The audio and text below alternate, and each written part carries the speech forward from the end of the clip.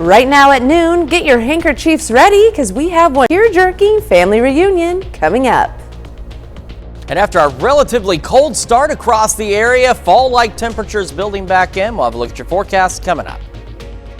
Plus, many restaurants and businesses have deals for veterans this weekend, and we have the full list of freebies veterans and active duty military can get. The 4 states' most watched news starts now. Good afternoon, and thank you for joining us on KOAM News at Noon. I'm Caitlin O'Shaughnessy. In our top story, an Oklahoma man dies when his box truck hits the back of a chicken truck on Highway 412 in Barton County, Arkansas. According to Arkansas State Troopers, the chicken truck was on the shoulder of the highway just east of the Illinois River Bridge. The chicken truck driver started getting up to speed to get back on the road. William Hollingsworth of Owasso, Oklahoma, then collided with the trailer at the back. The box truck Hollingsworth was driving caught fire, and he died at the scene. In Missouri, Planned Parenthood and the state's Department of Social Services were back in court in an ongoing battle over funds in the state's constitution. The Missouri Supreme Court heard arguments from both sides over an appropriations bill that gave the nonprofit no money. In 2021, Missouri lawmakers passed the bill, which gave no reimbursements to Planned Parenthood for providing services to Medicaid patients, even though other facilities were reimbursed for similar services. The bill barred the DSS from reimbursing Planned Parenthood for services such as birth control and other non-abortion care. STI testing and treatment, birth control, cancer screenings, those are the types of services that we provide currently in the Medicaid program. We just want to be paid to make sure that we can keep those services available to patients. There is no decision yet from the Missouri Supreme Court. The Community Clinic of Southwest Missouri celebrates 30 years of providing care for the uninsured in Southwest Missouri with an open house and ribbon cutting yesterday. The Community Clinic serves uninsured populations who are typically the working poor. Workers at the clinic say it's a labor of love. We've been able to provide free services for people in the community for 30 years here. We're volunteer driven, and we really try to serve the needs of those who don't have access to health insurance. It's the community support. That's the thing that has really made this clinic what it is today. The clinic receives no direct government funding to provide services and relies solely on donations, private foundations, and volunteers to serve the community. Yeah, we had a pretty cold start to our day today. We were slightly above average yesterday morning and then slightly below average this morning in the 30s. We had a great view, blue skies out there from our camera on top of the Cornell Complex, downtown Joplin. A wonderful start to our Friday here in the 4 states. We had blue skies, MoDOT camera 20th and Rangeline this morning, plentiful sunshine, and that's how the rest of our day is going to continue to shape up. So yesterday, a lot closer to where we're supposed to be. Now, we expect a little variance one way or the other, but not a 20-degree variance one way or the other. So average is 39. We started at 43, so not bad. And yesterday, our average high is 61, made it up to 57. So just a little bit of variance there. So here's a look at those trends. So we go back to Wednesday, 82 degrees. When our average is much lower. Thursday a little cooler. Temperatures, though, on a slight warming trend for us, and we're going to have some nice fall-like weather. We're actually going to experience the season of fall for at least a few more days, and then we're going to see some changes, and we'll get into all that in your full forecast in just a moment.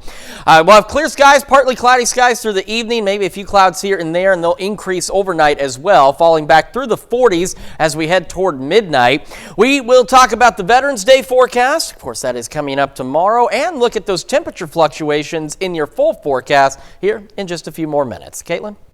Thanks, Chris. The Roosevelt Elementary Veterans Assembly was especially meaningful to Platoon Sergeant Blake Byrne and his family.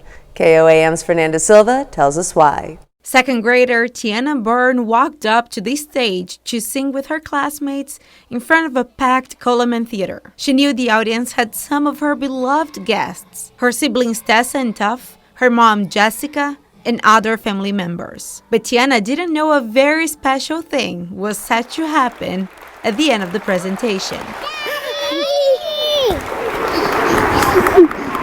Daddy! Is it a good surprise?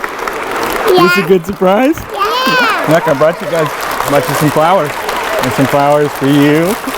Sergeant Blake Bourne surprised his kids after returning from a year-long military deployment to Africa. It was hard to hold back the tears, hold back everything. My heart was beating out of my chest and I was just shaking really bad, and just getting to see him for the first time was awesome. Since January, he missed some special dates and celebrations in the United States with his family. We are glad our families play honor. Now the feeling of being back is a hard one to explain. It's one of those things that you just kind of get through it as best you can. Technology is amazing now, being able to FaceTime with them and see them.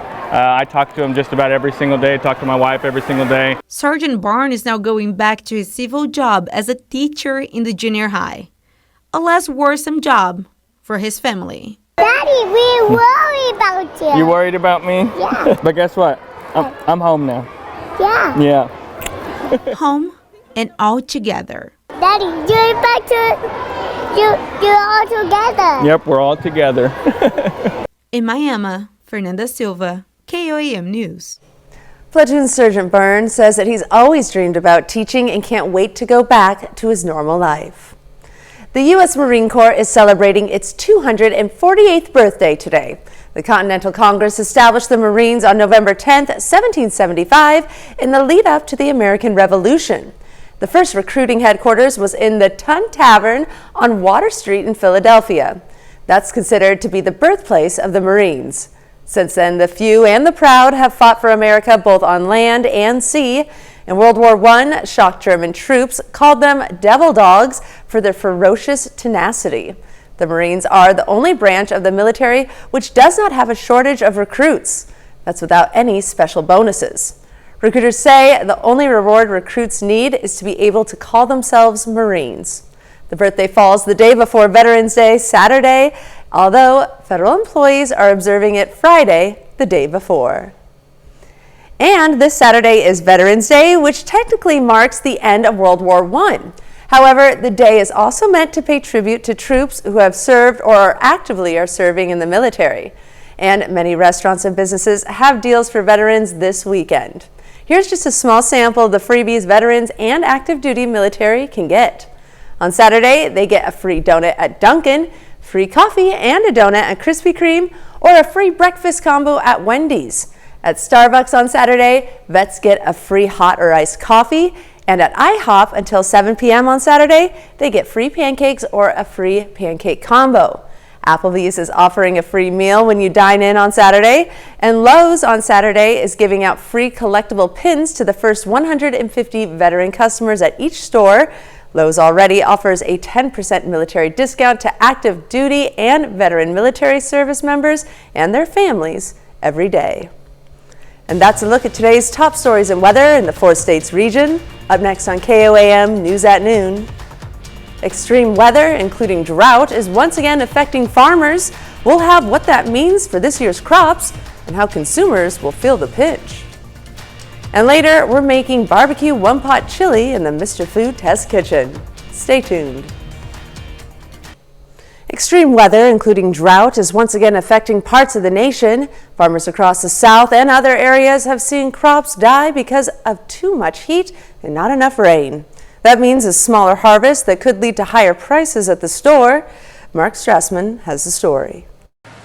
In northeast Louisiana, this row crop harvest peeks through a dust cloud. Soybeans, or as farmer Jack Daly calls them, poverty peas. This one's got a piece of a bean in it, but they're not what we've been used to. Over the summer here in Franklin Parish, 27 days of triple-digit heat baked crops. Making matters worse, between mid-July and the end of August, no rain for nearly 6 weeks, not a drop. Daly's losses about 15% of his average soybean yield per acre. Another issue for these soybean fields. It never really cooled down at night during the scorcher of a summer. That further stressed these beans, which further stressed these farmers. Those without field irrigation harvested a near total loss in yield per acre. Average probably anywhere from 50 to 60 bushels of soybeans a year, and some of them probably didn't harvest 11 bushels. A fact of farm life from California to Minnesota to Mississippi and farmers like Van Hanserling. It probably took 2/3 of the cotton crop and and probably half the peanut crop. His losses alone, about $1.2 million. It cripples, financially. Mississippi farmer Pete Rutland says this harvest hurts more than just farmers like him and consumers like us. It affects everybody when a farmer don't make a crop, from your retail to your equipment dealers. You just keep going. In this thin fall harvest, farmers feel as though they're getting buried. Mark Strassman, CBS News, Extension, Louisiana. Still to come on KOAM News at Noon, we see what's cooking with Mr. Food. Today's Veterans Day recipe is designed to be shared, and you'll feel really good when you do. But first, we're going to hold on to fall-like temperatures for the next few days and then see some changes next week. We'll talk about that in the forecast when we come back. Welcome back to the KOAM News at Noon. So we did have ourselves a cold start to the day, just a little below average, but still 30s. That is cold. But yesterday morning, we had a slightly above average start, so I guess Mother Nature decided to balance things out. Skywatch Storm Tracker not showing us much out there. We had clouds from yesterday. They moved well off to our east and will continue to do so. As we zoom this sucker out, you can see all the clouds, all that activity pushing off to the east, and we've got nothing but clear skies back behind that. But we're going to start to see some changes, at least in terms of cloud cover and in terms of temperatures. And just real quick, so this morning we were about 15 degrees colder than we were yesterday morning. Yesterday morning we were 20 degrees colder than the morning before that. So we're talking an almost 40-degree drop in morning temperatures in the last 2 days from that cold front. So it's put us back to where we should be, but it was a big change across the area. MoDOT camera this morning showing us blue skies, plentiful sunshine out there, looking great as folks get their Friday underway.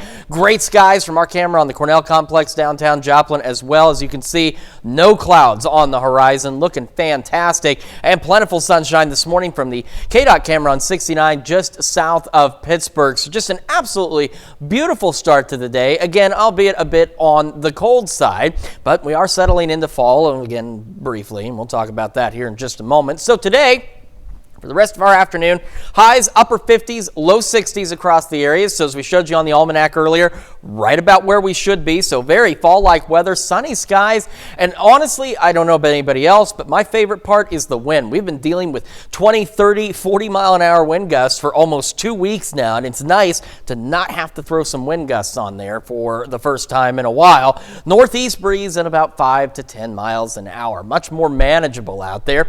Overnight lows tonight, we're talking upper 30s and into the low 40s across the area. So again, as you saw in the almanac earlier, right about where we should be. So it's chilly compared to what we were used to, but right where we should be. Partly cloudy skies, increasing clouds though as we head toward early tomorrow morning. East breeze at about 5 to 10 miles an hour. As we head into our Veterans Day, we are looking to be about average again, 60 degrees, mostly cloudy skies. A stray sprinkle or two looks to be possible, but 98-99% of us should remain dry. So don't stop any of your plans if you're celebrating veterans or remembering veterans.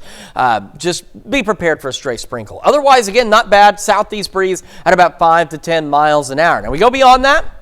Our Sunday, partly cloudy, again, relatively fall-like out there. Then we go into Monday and Tuesday and Wednesday, and really most of the first half of next week. We go upper 60s, pushing near 70s. That's going to put us again above average.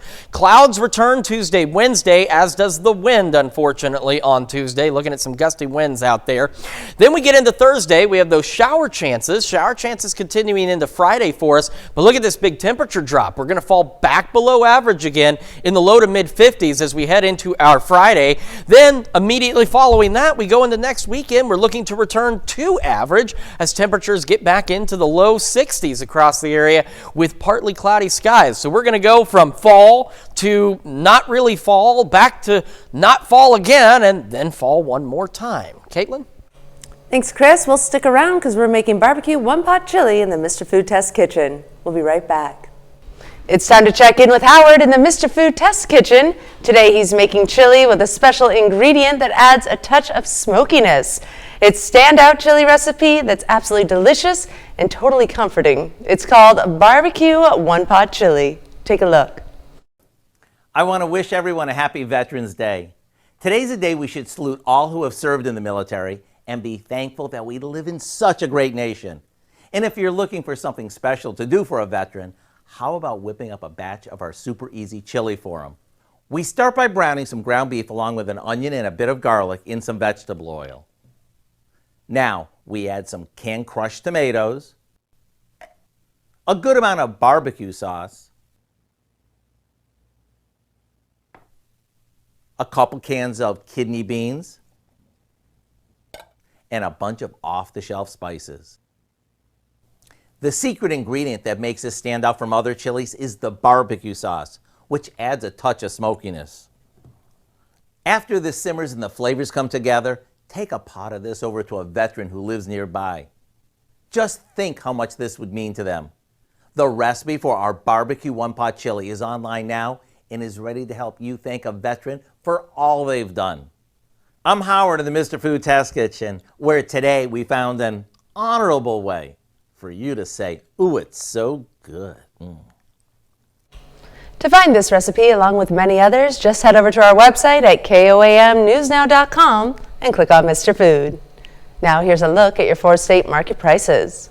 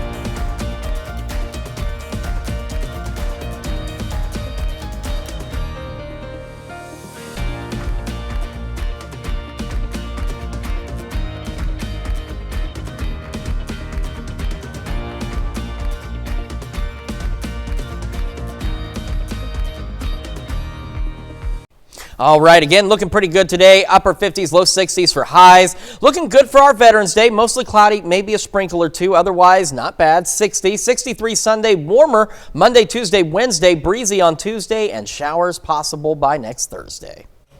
All right, coming up tonight at 5, more than a month after Hamas attacked Israel, there's been some diplomatic progress to help Palestinian civilians caught in the crossfire. Plus, we meet a Uniontown High School sophomore who won first place at the National Future Farmers of America contest in the Spanish Creed Speaking Contest. And a look at the veterans honored at Parsons Veterans Day Parade. Join us for those stories and more on KOAM News at 5. And that's the news for now. Thank you for joining us on KOAM News at Noon. Have a safe and great weekend, 4 states, and we'll see you tomorrow at the Veterans Day Parade in Joplin.